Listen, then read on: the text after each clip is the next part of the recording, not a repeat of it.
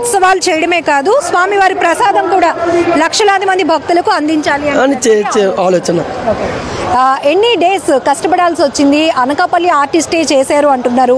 ఎన్ని డేస్ నుంచి ఇక్కడ స్వామివారి విగ్రహం ఏర్పాటు? సుమారు 2 నెలల దగ్గర నుంచి కష్టపడుతూనే ఉన్నారు. 2 నెలల దగ్గర నుంచి కష్టపడుతున్నారు.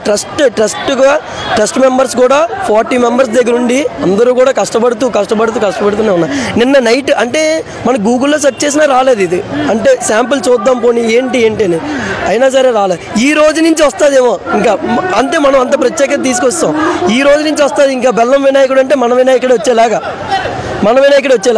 ఏంటంటే అలాగ రావాలి, ఇది కావాలి, కొత్తగా ఏదైనా ఇది కావాలని చెప్పి మనం ఇది చేసుకుంటాం. అంటే ఇప్పుడు ఈ ఇయర్ ఫస్ట్ ఇయర్ వస్తున్న రెస్పాన్స్ బట్టి నెక్స్ట్ కూడా కంటిన్యూ చేద్దాం. ఖచ్చితంగా ఇంకా మంచి కాన్సెప్ట్లతో అంటే ఒక మట్టితోనే పెట్టగలరు లేకపోతే ఒక ప్లాస్టిక్ ఫైబర్తోనే పెట్టగలరు అని జనాలు మైండ్ సెట్లో ఉన్నది. లేదు బెల్లంతో కూడా పెట్టగలరా? ఓకే, మనం తినే ఐటెంలో ప్రతి దాంట్లో కూడా దేవుడిని పూజించొచ్చా అని మనం ఆ ఆలోచన తీసుకొచ్చామండి. దానికి తోడు మీకు మన వైజాగ్ లో బెల్లం వినాయకుడు చాలా ఫేమస్. సాగర తీరానికి ఆనుకొని ఉన్నటువంటి ఆలయం.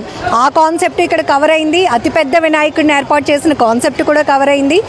లక్షలాది మంది భక్తులకు గణేష్ ఉత్సవాలు చేయడమే కాదు, స్వామివారిని చూసి వెళ్ళటమే కాదు, వాళ్ళకి ప్రసాదం కూడా అందించాలన్న కాన్సెప్ట్ కూడా కవర్ అయింది.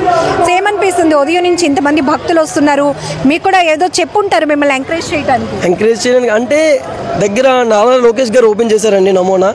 నారా లోకేష్ గారే షాక్ అయిపోయారు. అమ్మో బెల్లంతో చేస్తున్నారా? వీలైతే నేను అటెండ్ అయ్యేలాగే చూసుకుంటాను ఈ ప్రోగ్రామ్ ఖచ్చితంగా అని ఎంపీ రామ్మోహన్ నాయుడు గారు నిన్న కలవడం జరిగింది. అయ్యో ఎంత బెల్లంతో చేస్తున్నారా, మన రాష్ట్రంలో చేస్తున్నారా అని చెప్పి అంటే మేము వెళ్ళిన ప్రతి నాయకుల దగ్గరికి కూడా ఎగ్జైట్మెంట్. అంటే వాళ్ళ నోటి నుంచి ఎగ్జైట్మెంట్. నేనే వస్తాను అంటే మనం పిల్లడానికి వెళ్ళినా వాళ్ళ నోటి నుంచే ముందు నేనే వస్తాను, నేను ఖచ్చితంగా ప్రోగ్రామ్కి అటెండ్ అవుతాను అనేటట్టే మాట్లాడేవారు ప్రతి ఒక్కరు. సో ఖచ్చితంగా నారా లోకేష్ గారు అలాగే పొలిటీషియన్స్ కూడా స్వామివారిని దర్శించుకోవడానికి రాబోతున్నారు.